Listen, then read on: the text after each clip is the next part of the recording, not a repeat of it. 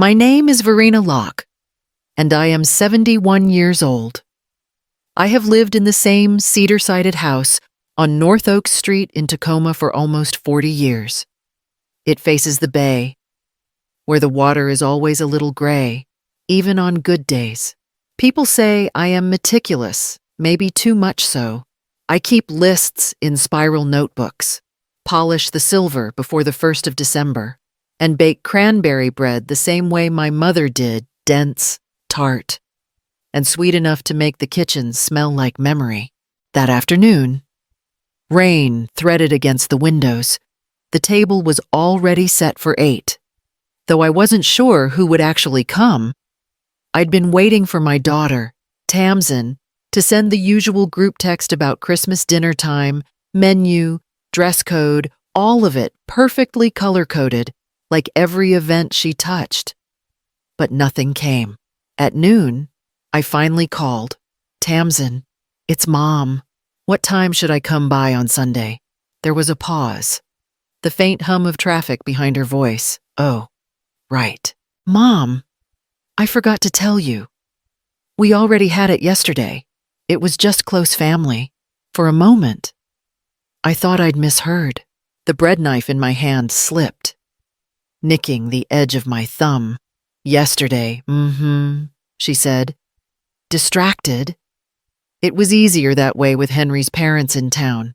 You understand, right? My mouth formed words that felt foreign. Of course, that makes sense. She was already moving on, mentioning a florist, a tasting. Something about the venue. I let her voice fade. When she finally said, "Love you, Mom," I replied on instinct, the phrase leaving my mouth before I could decide whether I meant it. The call ended. The house went very quiet. Only the faint whistle of the kettle filled the space where her laughter used to live. I stood there, thumb bleeding lightly, the scent of cranberry and orange still warm in the air. I didn't sit down right away. I walked to the window, watching the drizzle bead along the glass, each drop trembling before it fell. On the counter behind me, the pie cooled untouched beside the folded napkins. That was how the season began, not with carols or guests, but with a silence that tasted like metal and sugar. Later that night, unable to sleep, I opened my desk drawer and reached for the latest bank statement. The next morning, I woke before the light fully reached the bay. The house was cold, the kind of quiet that makes you aware of every sound you make, the creak of the floorboard, the click of the kettle, the steady rhythm of rain. I sat at my desk with a mug of coffee and opened my laptop. The blue light caught the edge of the silver frame that still held Jonas's picture. His smile was younger there, untouched by the years that turned us from partners into memories. I logged into my account, meaning only to check the balance. What appeared instead stopped me mid-breath. Line after line of unfamiliar charges filled the screen. Vera Wang Bridal, $5,000. Aspen Ridge Resort, $6,000. Dutch Blooms Limited, $3,500. Lux Photography, $2,000. And a handful of smaller entries labeled Event Deposit or Custom Gift Bags. I scrolled slowly, my finger trembling on the mouse. $19,000. All in less than 3 months. For a long moment, I just stared at the number's red text against white background. So sharp it looked like bleeding. Then, as though my mind needed to confirm the betrayal, a memory rose from years ago. Tamsin had been sitting at this same desk, wearing her college sweatshirt, hair tucked behind her ear. Mom, can I be a secondary on your credit card? Just for emergencies, car trouble or something. I'll barely touch it. I remembered hesitating, then nodding, telling myself it was what trust looked like. I even joked that Jonas would have teased me for worrying too much. She'd grinned and hugged me, and that moment had felt like love. Now I saw it for what it was, a quiet beginning to erosion. I printed the statement, each page sliding out warm from the printer, the total at the bottom like a verdict. I pressed my palm to the paper, willing my hand not to shake. Jonas's voice came back to me, from a night long ago when we'd argued about lending money to a cousin who never repaid. Silence invites erosion. Verena, even cliffs give way if you let the water hit long enough. The rain outside kept falling, and for the first time, I realized it wasn't only the coastline that was crumbling. I left the printed statement on my desk overnight, unable to look at it again. But by morning, the paper had curled slightly at the edges, as if the house itself had exhaled. I poured coffee and sat beside it, tracing the neat columns of numbers with the tip of my finger. Every charge carried a memory not of the purchases themselves, but of all the times I'd said yes when I should have said no. I used to tell myself generosity was the glue that kept a family together. When Tamsin first moved to Seattle, I'd paid her rent just for a few months while she got settled. Later, it was her car insurance. Then the down payment on a condo that she promised to refinance. Each time, I told myself it was the last favor. Each time, she asked again. There had been smaller things too, the criticism disguised as advice. Mom, you're too sentimental. Or, you wouldn't understand how people do things now. I'd smile and let it pass, mistaking patience for love. It seemed easier to stay agreeable than to face her disappointment. After Jonas died, the quiet became my answer to everything. If she didn't ask about my days, I assumed she was busy. If she cut conversations short, I told myself that was normal. I filled the silences with chores, with baking, with the routines that made loneliness look productive. That afternoon, I opened her social media out of habit. There she was. Tamsin Locke, event planner, radiant and flawless. A winter engagement shoot on the slopes, a charity gala, a champagne brunch. Every photo glowed with effortlessness, the designer dress, the polished hair, the smiles that never faltered. I scrolled through 100 pictures and didn't see myself once. Not a single mention of the woman who'd kept her safe when she couldn't pay her bills or sleep through a storm. I closed the app and sat very still. Shame prickled behind my ribs, hot and precise. But underneath it, something else stirred clarity. My silence hadn't protected peace. It had only protected her comfort. I turned back to the desk, opened the drawer where I kept my files, and took out the thick folder labeled Accounts. One by one, I began to list every number, every card, every password I still shared. The pen didn't shake this time. The sky stayed gray for days, the kind of color that makes even noon feel like twilight. I kept myself busy laundry, tidying, anything that required quiet focus. The backyard smelled of wet cedar and detergent, the clothesline sagging slightly under the weight of damp fabric. I liked this small ritual. It was simple, honest. My phone buzzed in my pocket. I didn't answer right away. It stopped, then started again. Tamsin's name flashing across the screen. When I picked up, all I heard was her voice, already mid-sentence. Bright and careless. Mom's sweet, but she doesn't fit. Henry's parents want a certain tone. There was laughter, another woman, maybe one of her colleagues, and the sound of a car door shutting. It's not personal, Tamsin continued. It's just, they have expectations. If she's there, it changes the atmosphere. My fingers went still on the pin I was clipping.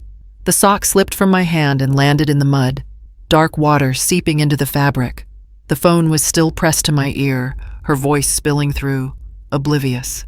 Besides, she added, lowering her tone as if she were being reasonable, she doesn't really get that world.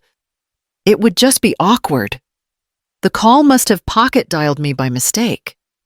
I didn't speak. I just listened, my breath shallow, until the voices faded and the line went quiet. I stood there for a long time, the drizzle threading through my hair, soaking the collar of my sweater. My hands were stiff with cold. I looked down at the sock, half buried in the dirt. Its white turned brown, and thought how easily things lose their color when left out too long. I wanted to tell myself it didn't matter, that she was under pressure, that people say careless things, but excuses felt thin in the damp air. Each one dissolved before it formed. I picked up the fallen sock, rinsed it in the rain barrel, and pinned it back onto the line. My fingers no longer trembled.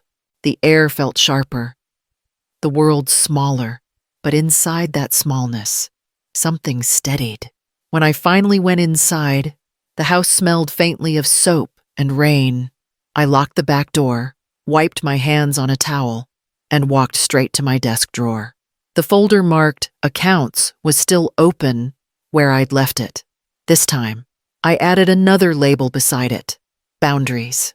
The rain hadn't stopped all week. By Friday morning, the gutters hummed with the steady overflow, a low, constant sound like breathing. I sat at my desk with the phone in my hand, the number for the credit card company already dialed. My fingers hesitated over the call button only once. Then I pressed it. A woman's calm voice answered. "Thank you for calling Mary West Financial. How may I assist you today?" "My name is Verena Locke," I said. "I need to dispute a series of unauthorized transactions on my account." The woman asked for verification. I gave it address, date of birth, the last 4 digits of my social. My voice didn't waver. "All right, Mrs. Locke," she said after a pause. "Can you specify which charges you're referring to?" "Yes," I replied. "Vera Wang Bridal, Aspen Ridge Resort, Dutch Blooms, Lux Photography, every one of them. 19,000 in total." There was a brief silence. Then the tone in her voice shifted. More careful now. "It appears those were made by an additional cardholder. Tamsin Locke, is that correct?" "Yes," I said. "She was added for emergencies. These were not emergencies." "Understood. Ma'am, we'll freeze the secondary card immediately and open a dispute claim." When the line disconnected, I stared at the phone for a long time. The room felt stiller, as if even the air were waiting to see what I'd done. That evening, the call came. Tamsin's name flashed across the screen. I almost didn't answer, but something in me wanted to hear her voice, wanted to face what I'd just undone. "Mom," she said, her tone sharp with panic. The payment bounced. The florist called. The venue's threatening to cancel what happened. I let her words spill in a rush, the same way rainwater floods a drain until it gurgles. "Did you—" her voice cracked. "Did you cut us off?" I didn't raise my voice. "Haven't I warned you?" There was a stunned silence. I could almost hear her breathing on the other end, the realization setting in. "Mom, you don't understand." But I did. I ended the call gently, setting the phone face down. Outside, the rain eased into mist, tapping softly against the window. For the first time in years, the quiet didn't feel like surrender. It felt like control. Downtown Tacoma smelled of wet pavement and roasted coffee. I hadn't been there in months. The brick building that housed Callan and Associates sat on a quiet corner near the courthouse, its brass door plate dulled by rain. Inside, the air was warm, faintly citrus, the way professional offices always try to smell like order. Mr. Callan rose from behind his desk when I entered. He was a careful man, gray at the temples, the kind who listened more than he spoke. I had first met him years ago when Jonas and I drafted our wills. He remembered me immediately, though his expression carried that subtle mix of sympathy and restraint reserved for clients who've aged since the last signature. "I need to make some updates," I said, to everything. We sat side by side while he reviewed the old documents. The sound of papers sliding across the polished wood felt final, like the closing of doors. I revoked Tamsin's financial powers, removed her access to the accounts, and appointed a neutral fiduciary. Then came the new clause he suggested, a no-contest provision. If she ever challenged the will, she'd lose what little remained to her. When he finished typing, He turned the monitor slightly toward me. "Are you sure?" he asked softly. "Yes," I said. "Completely." He nodded once, printed the pages, and passed me a pen. I signed each line with deliberate care, the way one might stitch a tear closed. By the time I stepped back outside, the rain had lightened to mist. I walked the few blocks to the locksmith on Pacific Avenue and had a new set of locks cut solid brass, smooth and weighty in my hand. That evening, I fitted them myself. The screwdriver slipped once, scraping the paint, but I didn't mind. When the latch clicked into place, the sound echoed through the empty house like punctuation. I hung a small plaque beside the door engraved in plain script, "Home by invitation only." For the first time in years, the boundary between peace and intrusion was something I could touch. It was late afternoon when the knock came, a polite, measured rhythm that didn't belong to Tamsin. I opened the door to find a man standing under the porch light, rain pooling at his feet. He was tall, neatly dressed, his expression taut with unease. "Mrs. Locke," he asked. "I'm Galen Pierce, Tamsin's fiancé." His voice was courteous, but there was something behind it, a strain that told me he wasn't here for small talk. I stepped aside and gestured for him to come in. He hesitated before crossing the threshold, as if uncertain whose version of the story he was about to meet. "I'm sorry to intrude," he began once we were seated in the living room. "Tamsin said there's been a misunderstanding with the accounts. She's upset. I thought I should hear your side before things get worse." I nodded toward the coffee table, where the printed bank statements lay in a neat stack. "There's no misunderstanding," I said quietly. "Only proof." He picked them up. The pages rustled faintly as he flipped through them line after line, each charge as stark as confession. I watched his expression change confusion, disbelief, then the slow, dawning weight of recognition. "She told me you offered," he said at last, voice barely above a whisper, "that you insisted on helping with the wedding. She said you wanted it to be perfect." I folded my hands in my lap. I wanted her to have a life she could build herself. That was all. He looked down again, the color draining from his face, his thumb pressed against the column of totals as though he could erase them. "I thought she was stressed, not dishonest," he murmured. We sat in silence, the only sound the faint hum of rain against the windows. There was no triumph in it for me, no satisfaction. Only a strange stillness. The truth had finally stepped into the room, and it didn't need defending. Galen set the papers back on the table, aligning the edges carefully before standing. "I'm sorry," he said. "You shouldn't have had to show me this." When he left, the door closed softly behind him. The house felt heavier for a moment, then lighter, as if something poisonous had finally cleared from the air. The storm broke just after dusk, wind sweeping through the pines and slanting rain across the porch. I was making tea when the pounding came at the door, sharp, frantic. When I opened it, Tamsin stood there, drenched, mascara streaking down her cheeks. "Mom," she gasped. "Please let me explain." Her voice quivered between pleading and fury, the two tones tripping over each other. She pushed past me into the hallway before I could speak, dropping her wet purse onto the rug.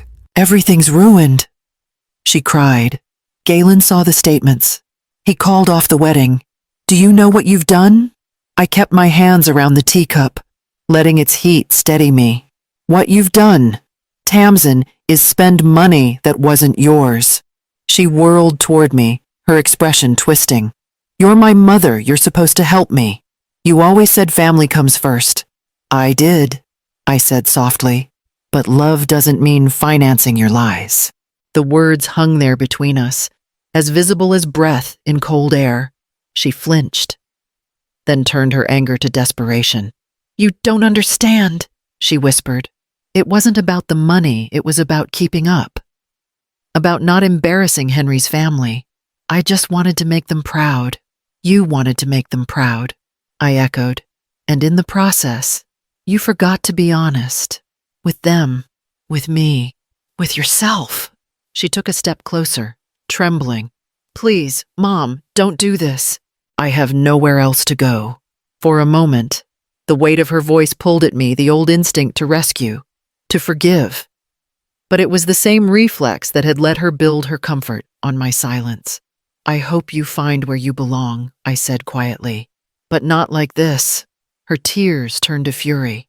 You'll regret this. She spat. When you're old and alone, don't expect anyone to come. I met her eyes without blinking. Then, slowly, I closed the door. The latch clicked once, soft but certain. Outside, the wind carried her sobs down the street.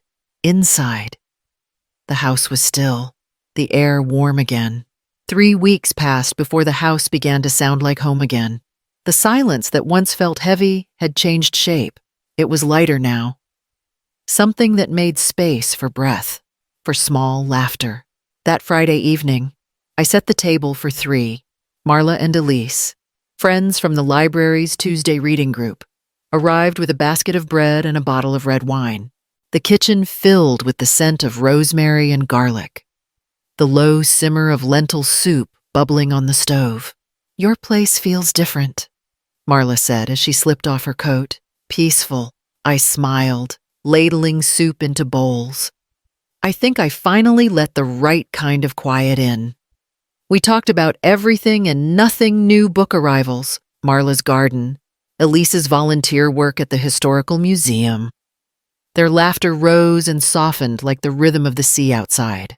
For the first time in months, conversation didn't carry an undercurrent of tension.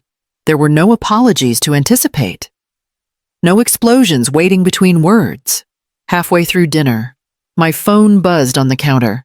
A message flashed across the screen. Galen, thank you for opening my eyes. I read it twice before setting the phone down. The words were simple, but they carried the weight of something rare understanding. Not vindication, just clarity shared between 2 people who had seen the same truth. Elise poured another round of wine. You left an extra chair, she said with a teasing smile, expecting someone. Not exactly, I replied. My gaze drifted toward it, the old oak chair polished and waiting, the one that used to belong to Tamsin's side of the table. I didn't move it away. Some absences don't need filling. They just need respecting. The 3 of us ate until the soup cooled, the fire in the hearth flickering low. Marla reached over and squeezed my hand. You seem lighter. Verena, whatever you did, it was the right thing. I looked around the warm room, the gentle hum of conversation, the scent of bread still in the air. Peace isn't inherited, I said quietly. It's practiced one boundary at a time.